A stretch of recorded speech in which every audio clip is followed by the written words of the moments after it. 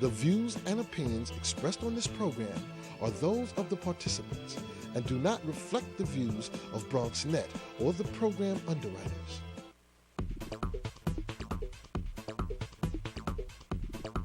BronxNet. Your voice, your views, your vision.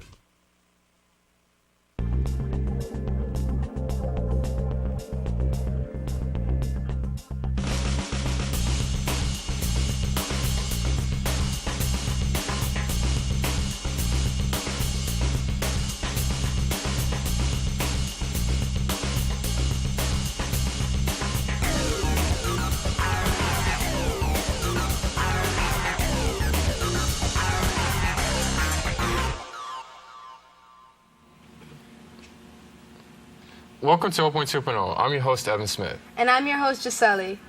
Every year, students and educators from around the country come together for the Student Television Network's annual convention. And today we are joined by student attendee Robert Baez and media teacher David Rausch to share the experience. Welcome to the show. Thanks for having me, Evan. Thank you so much for coming. David Rausch. Thank you. Good to meet you. Well, let's start with you today, sir. Your program, the Student Television Network, is based in Truman High School. Sure, yeah. So Truman High School has its own media communications and television production program. Right. And we as a school are members of Student Television Network. It's a network across the country of other high schools who do exactly what we do. And so they have contests throughout the year, and then they get together once a year for the convention. And this is the first year you started to do this program. First year we were a part of STN, and the first year we went to the convention. When I first heard it was Orlando, Florida, I thought, you know, it's not really realistic for us, costs a lot of money. But it's kind of wishful thinking at that point, you know. Yeah, okay. A lot of wishful thinking. And then we ended up pulling it together. The kids did a lot of work. We had a lot of fundraising, and, you know, we had to do so much in order to raise money. And we also caught some lucky breaks, but, you know, we were able to get it done, and, you know, we'd be able to go to Orlando. Now, STN, now is it a class or is there another name for the Student Television Network? Yeah, so the class itself is just media communications, but the network is kind of the connection with the other schools. It's like international. It's a website where you could, you know, you can view other work from like different schools around the country. You know, so it's like a network of schools nationwide. You know, do the same thing we do here at Truman in the media program.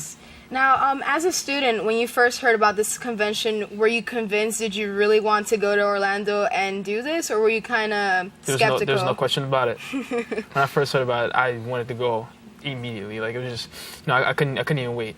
Now, to be honest, I thought it more was a vacation because I hear Florida, vacation, hot weather. Yeah. But then I realized what it was for, and then I was like, you know what? I'm going to go here and do what I have to do. Of course, with the other three students as well. I know we did what we had to do, and, you know, we had the time of our lives. Well, I did, personally. Are you guys looking forward to investing into different locations in the meantime? Well, yeah, I mean, next year the convention is going to be in San Diego, which is going to be a very expensive endeavor for us, but I think the interest that Robert and the other students brought back to Truman, it kind of lit the juniors on fire to make them want to do it. What do you think? I definitely agree. You know, before, you know, so you had some students who were like rock stars. They go in there, do all the work. Then you have other students that would slack off and not want to do anything. Right. But after the trip to Orlando, to the STN convention, it seems like every student had they had that rubbed off on them, and they just want to do work and they want to produce videos, and, you know, it's really good to see. Nice. Nice. Now, in the class itself for television production, how many students do you have, and how many get to go to the convention? We have around 120 students in the program. This year I can only take 4 current students just because of money. Wow. We took 4 students and one young man who graduated last year. He came along as well. Wow.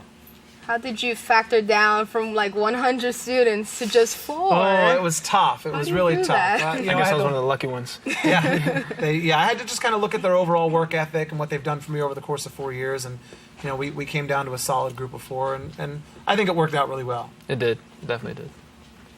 Now, how long, Robert, how long does the convention last? Is it just one day? Is it over the weekend? It was from March 20th to the 23rd. So it was a 3-day convention. We stayed for 5 days, you know, 1 day to prepare. And then the 3 days were competitions and workshops and things. And the last day, you know, was our day to, like, you know, just hang out or whatever, and then we'd leave. You know, nice. But yeah, it's a 3-day convention, basically.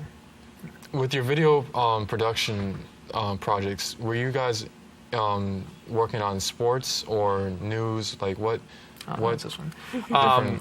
Well, the first competition, we worked on a broadcast, so it was news. We had 16 hours to shoot video and, you know, edit. and turn it into a news broadcast. A minimum. It was a minimum or maximum? Maximum 10 minutes. Maximum 10 minutes. Yes, and that's what we had to do. And it was a little bit last minute. No, not completely. We got it. It was supposed to be finished around 11 p.m. We got it done around 10:48. Wow. And yeah, we were able to finish it. And it was just a scramble at the end. There were groups, running in, trying to get in or whatever. And as soon as it hit 11 o'clock, tray was gone. You had to use on a thumb drive. The tray was just pulled from the table, and that was it. Once at 11, that was it. So you'd see some teams literally running down the hall of the convention center with their thumb drive, and when 11 o'clock, they pulled the tray off the table, and a sign went up that said, "You missed deadline." Wow. Somebody made a quote I don't know if you remember the quote. Yes, the quote was, "If you miss a deadline at the Sweet 16, you will never miss another deadline for the rest of your life." Wow. And it's true, because these guys have been up since 6:30 in the morning. It's intense. And till 11 o'clock at night working on this one project, and for you to not even be able to turn it in was just mind-blowing, and the kids were crying, and it's pretty incredible. But we made it first time. Yeah. We got that project in, Yeah, that tends to be a project that usually groups that have been there before tend to do, and it was our first time going, so it was like it was kind of big apple from the high-hanging fruit. That was pretty So much it's like was. high expectations and Yeah, whatnot. and we actually went and did it, and you know what, it worked out pretty well. So Some teams go in with 20 students on a team. We Wow. had 5. That's impressive. Yeah. Did you guys rank? No, unfortunately, we didn't. yeah, but you know what, I think the quality of work we did was really good, and so that's really all that matters. It's the first time. We were going up against some really stiff competition, so just what I'll say about that. Nice. Now, for me, I'm one of those people who prefers to work independently on like projects. How were you able to manage working in a group? Were you okay with it? Was it easier? Did you have to, was there a clash of egos from time to time? Well, I wouldn't say a clash of egos. There were some instances where, things happened and then, they just kind of lost it a little bit. But for the most part, we got along with each other, so we kind of already knew the deal. We were able to work together really well, so it wasn't really too much of an issue. We were able to get the work done. And we actually did 2 competitions. We did the Sweet 16, which was the 16 hours, and Robert and his team also did a commercial competition the next day, which was like 3 hours and 3 hours. You want to talk a little bit about how that worked we out? had 3 hours from noon to 3 to get all the video we possibly can get. And then from 3 to 6, out of the 5 of us that went, every single group, no matter how big group they had, whether they had 20, 10, 30, 2 people had to edit in a room. Like it was like they had tables like these in like a big room, and then you just see people editing. And there had to be 2 people per group, no matter how big it was. And they gave us wristbands to make sure that, we were the ones that were editing. And as their teacher, I was cut off. No cell phone, no internet, no texting. Wow. We even had walkie-talkie radio. Meaning you couldn't communicate. contact. Yeah, oh. There was no Wi-Fi in there whatsoever, so we Wow. couldn't even. We had to get all this like voiceovers and videos we needed. We had to get off the computer before we even got in there. Wow. Yeah, that's really intense. Crazy. When you participating in this program, have you guys obtained more sponsorships? Like any people? Yeah, I can that talk a little bit about that. We were very lucky. JetBlue helped us out with some airline tickets. And the Bronx Chamber of Commerce, Lenny Caro at the Bronx Chamber, amazing guy, amazing organization. He reached out to his member businesses, and a company called Prestige Properties, which is the managers of that new mall that's being built out of Bay Plaza. Yeah. They came through with a $1,000 gift. We had Castle Hill Recycling, gave us $500. And the third donation came from Inca Cola, which is a soft drink you guys see in the stores. Continental Food and Beverage, the company, gave us $1,000. So we raised $2,500 through corporate partnerships, but we couldn't have done it without Lenny's help. Wow. It's impressive. Now, as an educator, I was mentioning to Robert about group work. On a different angle, you're the teacher. How are you able to kind of let the group do what they have to do and just kind of bite your tongue and not help them out? How are you able to kind of help? And Oh, I'll tell pull you, back? it was the hardest thing I've ever had to do as a teacher. On the Sweet 16 day, the teachers and the chaperones were allowed to be on the team. So I was actively editing and participating with the group. On the commercial day, on the other hand, we were no not help allowed. whatsoever. And so when it was time to let them go, I was so scared. But I knew that they were ready, Yes. but I still wasn't 100% confident. I feel bad saying that, but they really rocked it. I mean, the commercial they made was just incredible. Kudos. And ever since that trip, during the class, he's starting to let off a little bit. He's starting to let the groups, do what they would have to do. Independently. Yeah, because usually he'd go in there and be so anxious to help or whatever to do it for them. But now he's backed off a little bit. Just let him do what they can do. So I push them to solve their own problems now. Instead of me coming in and fixing it for you, now I look at them and say, well, Google it. Figure it out. You want to know how to do it?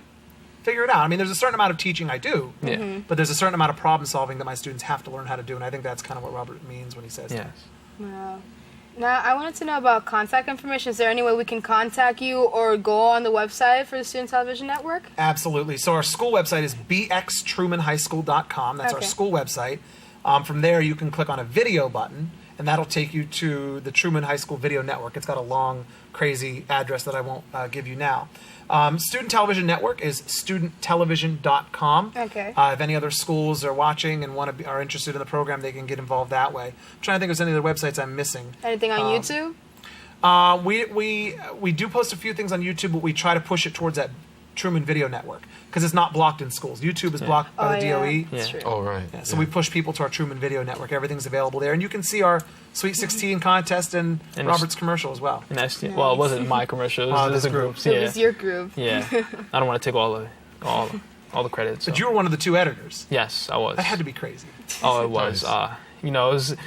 It was more of it was like a pressure cooker in there. He had a whole bunch of. It was groups of two. A whole bunch of tables around, like I said before, and it was quiet.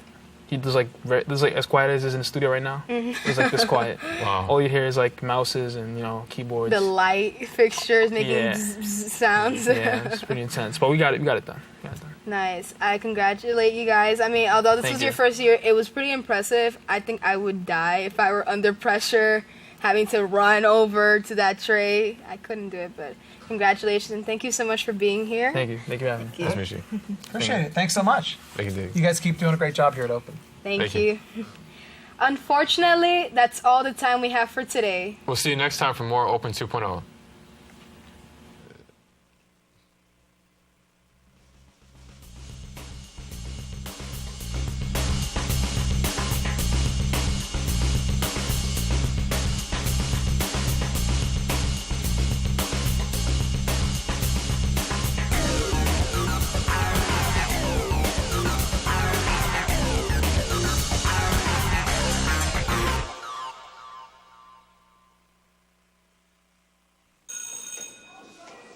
Don't look at me.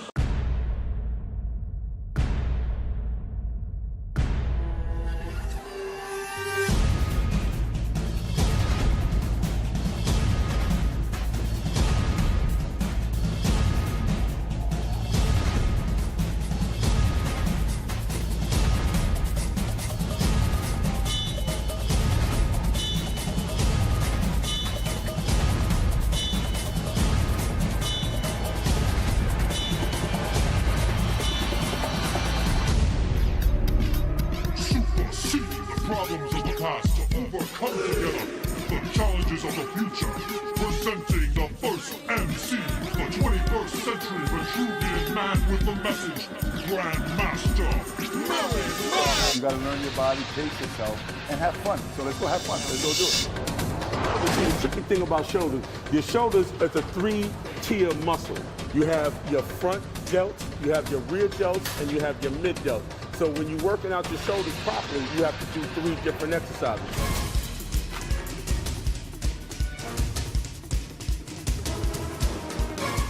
It's wonderful being able to compete with a lot of these young guys from all over the world. It's important to stay in shape.